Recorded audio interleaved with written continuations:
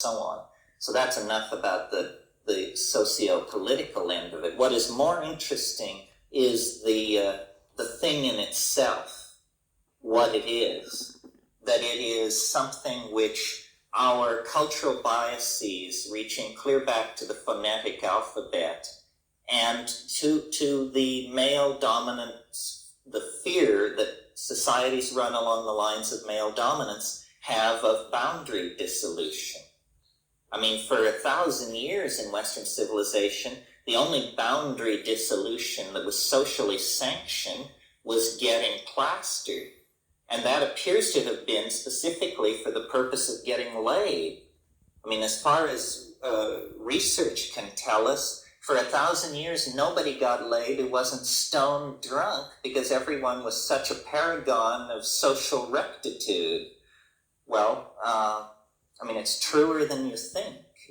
Alcohol is clearly a medium for permission in a Calvinist milieu.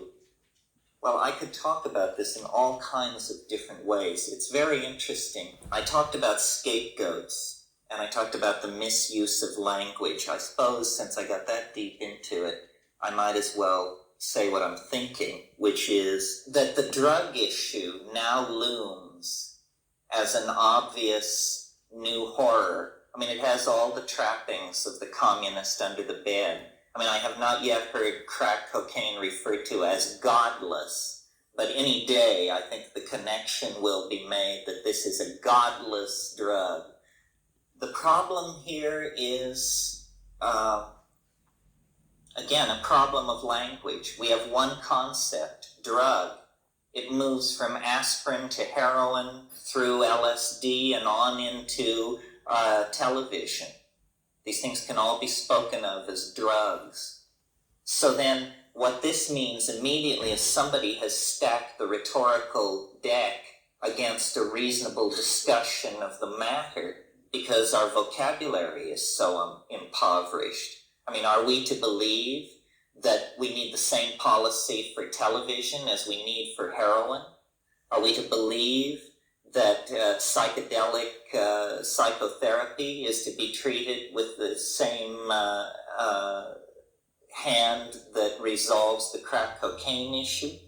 So while the government squawks education, no education is taking place. Rather, what is taking place is a poisoning of the linguistic domain in which we will then be expected to forge a solution.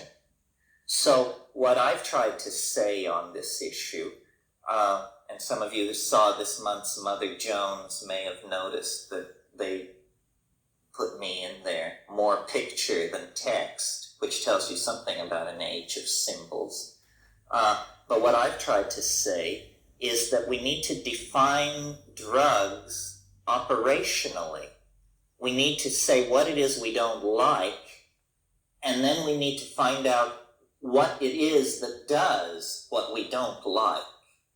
Okay, what is it we don't like? I submit to you that what we don't like about drugs is unexamined, obsessive, and habitual behavior. Unexamined, obsessive, habitual behavior. Meaning, somebody's into something, and by God, if you get in their way when they're on their way to it, you're in trouble. They do not question their obsession.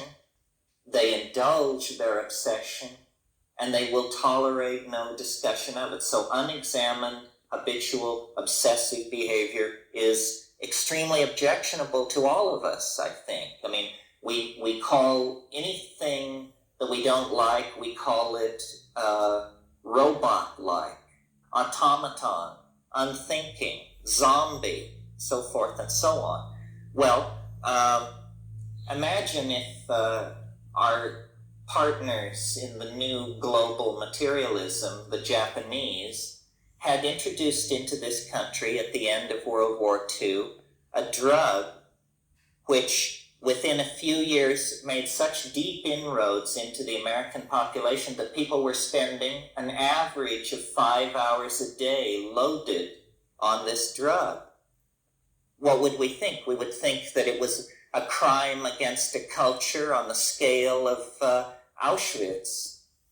But as a matter of fact, we did this to ourselves. Television, introduced at the close of World War II, has become a form of electronic heroin. And it isn't even your trip. They don't even let you go on your own trip.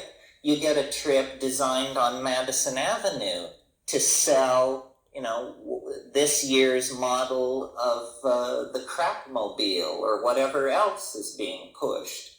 So unquestioningly, and even as I speak, I'm sure there are people in this audience who are revolted at my lack of patriotism and love for an American institution of such nobility and depth as TV. Well, you know where I pulled back from TV? Really pulled back from it? It was when I made a mild knock on TV and someone in the audience said, well, you can say anything you want about television, but you must admit that it's given our children a wonderful education concerning nature. Anyway,